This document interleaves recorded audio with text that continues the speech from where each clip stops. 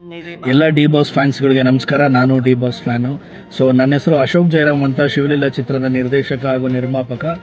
ಶಿವಲೀಲಾ ಚಿತ್ರ ಬಂದು ಒಂದು ಮಂಗಳಮುಖಿಯರಿಗೆ ಸಂಬಂಧಪಟ್ಟಂತ ಚಿತ್ರ.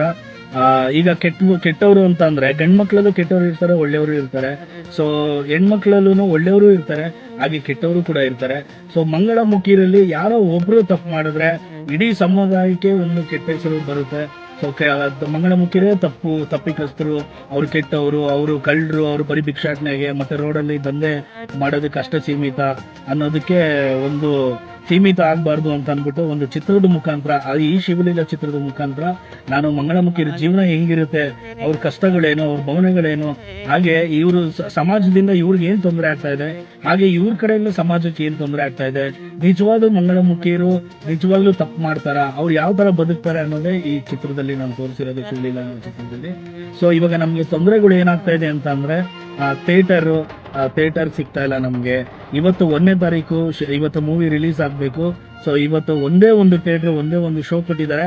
ಇದು ನಾನು ಒಬ್ಬ ನಿರ್ದೇಶಕನಾಗಿ, ಒಂದು ಕನ್ನಡ ಚಲನಚಿತ್ರ ನಿರ್ದೇಶಕನಾಗಿ ನನ್ನ ನೋವು ನಾನು ಹೇಳ್ತಾ ಇರೋದು, ಒಂದೇ ಥಿಯೇಟರ್ ಒಂದೇ ಶೋ ಕೊಟ್ರೆ ಇದು ಯಾವ ರೀತಿ ನ್ಯಾಯ, ಇದು ಯಾವ ತರ ನ್ಯಾಯ?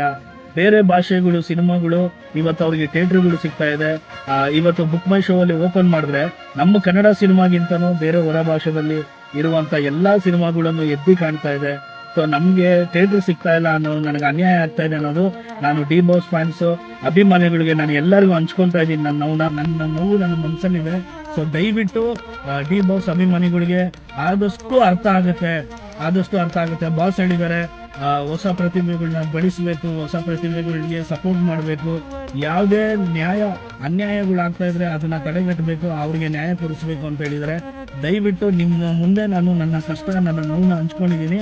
ಸೊ ನಿಮ್ಗೆ ಏನ್ ಅನ್ಸುತ್ತೋ ನೀವು ನನಗೆ ಉತ್ತರ ಕೊಡಿ ಪ್ರತಿಯೊಬ್ಬರು.